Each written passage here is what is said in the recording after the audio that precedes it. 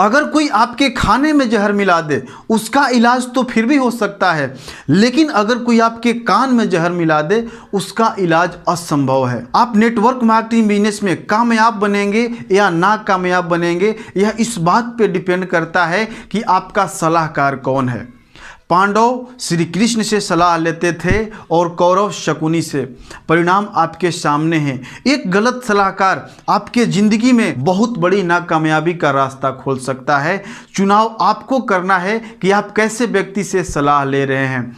रामायण में कैकेयी श्री राम से बहुत अधिक प्रेम करती थी, लेकिन एक गलत सलाहकार की वजह से अगले दिन श्री राम प्रभु को राजगद्दी मिलने वाला था, लेकिन हुआ यूं, एक मंथरा की वजह से, एक गलत सलाहकार की वजह से गद्दी की जगह उनको वनवास मिला। अंत में कैकेयी पछताई भी कि मैंने क्यों ऐसा किया, मेरी मत्ती मारी गई थी। तो गलत सलाहकार ऐसा ही करते हैं, आपके बुद्धि को भ्रष्ट कर देते हैं, आपके कान के अंदर ऐसा कुछ डाल देंगे, आपको उनके बातों पर यकीन हो जाएगा, आप दूसरे की बातों को भरोसा नहीं करेंगे और आप अंततः गलत डिसीजन ले लेंगे। जब आप इस बिजनेस में आते हैं तो बहुत सारे लोग आपके शुभ चिंतक बन जाते हैं, आपकी भलाई के बारे में बात करने लगते हैं। जो लोग आपसे बात भी नहीं करते थे वो लोग भी आपको सलाह देने लगते हैं, भैया उस बिजनेस को छोड़ दो, वहाँ कुछ होता नहीं है, वहाँ सिर्फ सपने दिखाए जाते हैं, मेरे मामा का लड़का गया था, मेरे फूफा का लड़का गया था, ऐसा कुछ होता नहीं है, यह सिर्फ जोड़ने वाला काम है, यहाँ लोगों को फंसाया जाता है, तुम भी फंस गए हो, भैया छोड़ दो।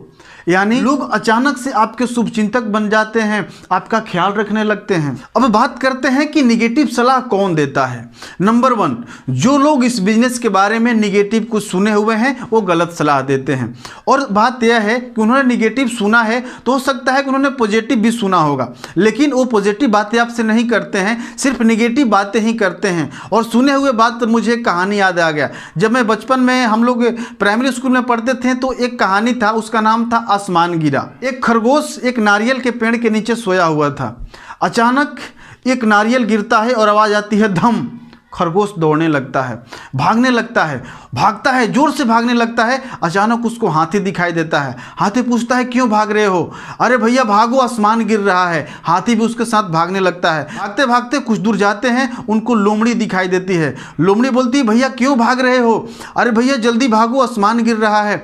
भागते भागते और भी बहुत सारे जानवर रास्ते में मिलते जाते हैं और सब लोग यही बोलते जाते हैं भैया भागो, आसमान गिर रहा है, भैया भागो, आसमान गिर रहा है। अंततः जंगल का राजा शेर उन सभी जानवरों को भागते हुए देखता है और रुक करके बोलता है रुको। सभी लोग रुक जाते हैं और शेर पूछता है कि भैया आप लोग क्यों भाग रहे हो? बोलते हैं आसमान गिर रहा है। शेर पूछता है लोमड़ी से तुमसे किसने बोला? हाथी ने बोला। हाथी से पूछते हैं तुमसे किसने बोला? खरगोश ने बोला। सभी लोग एक दूसरे से बोलते हैं खरगोश ने बोला। खरगोश तुम्हें किसने बोला आसमान गिरा है? मैं एक पेड़ के नीचे सोया हुआ था, अचानक से धम की आवाज़ आई। चलो उस पेड़ के नीचे चल करके देखते हैं। जा करके देखते हैं तो वहाँ पर एक नारियल गिरा होता है। हमारे साथ भी ऐसा ही होता है, बात कुछ और होती है और हवा किसी और चीज़ का उठा दिया जाता है। नेटवर्क मार्केटिंग में ऐसा होता है, नेटवर्क मार्केटिंग में ऐसा होता है। जो लोग असफल हो जाते हैं वो भी इस बिज़नेस की बुराइयां करते हैं। इस बिज़नेस के बारे में इतनी सारी बुराइयां, जो भी निगेटिव चीज़ें इस बिज़नेस को, उसके बारे में सिर्फ उजागर करते हैं। इस बिज़नेस के पोटेंशियल के बारे में बात नहीं करते हैं। इस बिज़नेस में कितनी अर्निंग हो सकती है इसके बारे में बात नहीं करते हैं। इस बिज़नेस से कितने लोगों को रोजगार मिलेगा इसके बारे में बात नहीं करते हैं। सिर्फ एक ही बात करते हैं कि ये जोड़ने वाला काम है, फंसाने वाला काम है, यहाँ पैसा नहीं मिलता है, यहाँ सिर्फ सपने दिखाए जाते हैं। यानी जो लोग इस बिजनेस में फेल हो चुके हैं वो लोग भी इस बिजनेस को लेकर के निगेटिव सलाह देते हैं। और तीसरा, इन्फ्लुएंसर लोग।